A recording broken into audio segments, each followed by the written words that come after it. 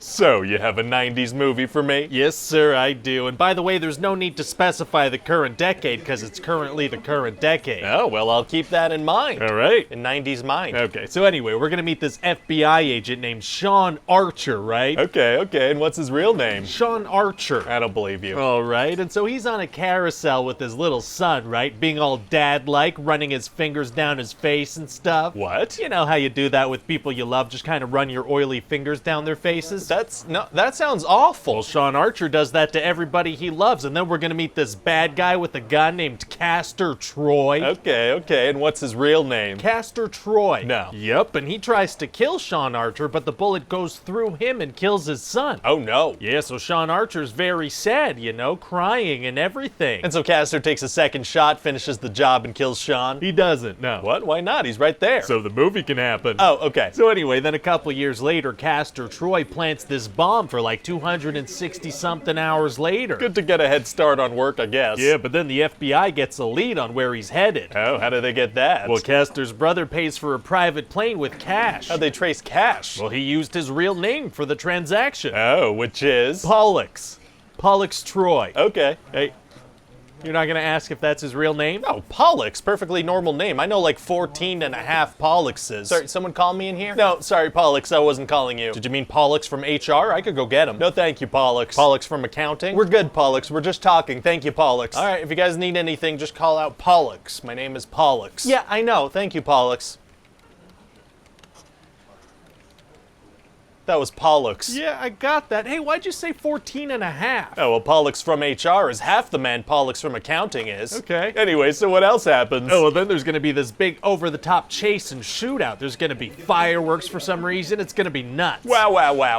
And then Sean is gonna push Castor in front of a jet engine and knock him out real good. Wow, got him. He did, yeah, but now the FBI needs to figure out where Castor planted this bomb, and Pollux, he's not talking. Oh, so what do they do? Well, they decide to take his face off. Oh, taking someone's face off is tight. Have you done that? Yes. Oh, very messed up. So anyway, Sean undergoes this procedure where they put Castor's face onto his so he can try to get some info off of Pollux in jail. What about stuff like his eyes and his teeth and the shape of his skull and his body? Yeah, don't worry about that. Oh, okay, I won't. And what about his voice? Oh, well, this doctor explains that he implanted a microchip in his larynx, but this thing's super fragile, like a big sneeze and it'll get dislodged. Oh, wow, I bet that's gonna come into play later. Not even a little bit. Not even in a fight scene? Not at all. Okay. So Sean goes into this fancy prison where they have like magnets on people's feet and they have screens where people are dots for some reason. Very fancy. And he manages to find out from Pollux that the bomb is at the LA Convention Center. Oh, well, that plan worked almost immediately. It did, but meanwhile, Castor Troy wakes up from his coma and his face is gone. Oh boy. So Castor is angry and he gets his crew to come help him. Well, it's gonna be hard for them to help at all. Actually, it's gonna be super easy. Barely an inconvenience. Oh, really? Yeah, they just go pick up the face transplant doctor and every single person that knows about the mission. How did he know who knew about the mission? Unclear. And how did they manage to get past hospital security? Oh no, he was left all alone in the building with no handcuffs. Oh, a very strange way to leave a terrorist. Yeah, it might not make a whole lot of sense, but this way the movie can happen. Well, that is a thing we want, I guess. So Castor has them put Sean's face on his, and then he kills everybody. Very evil. And then just when Sean thinks he's about to get released from prison, Castor shows up like, hey, guess what? I'm you now, and I'm gonna live your life and sleep with your wife Eve. Wow, so what does Sean do? Well, now he's gotta escape from prison, but this place is surrounded by ocean, so it's a tough situation. Sure, so how does he manage it? Oh, well, he on purpose gets in a fight and then grabs a cigarette and then gets carried away, but manages to keep the cigarette, and then he gets put in a zappy chair, and he gets this prison guard that hates him to like the cigarette, and then he convinces this other prisoner who just got his brain zapped that they need to escape. So then he uses the lit cigarette to burn a guard, and he and the prisoner, who's fine now, by the way, they fight everybody, and a riot breaks out, and bullets fly everywhere, and Sean gets to the roof, and a helicopter shoots at him, and he jumps into the water. Okay.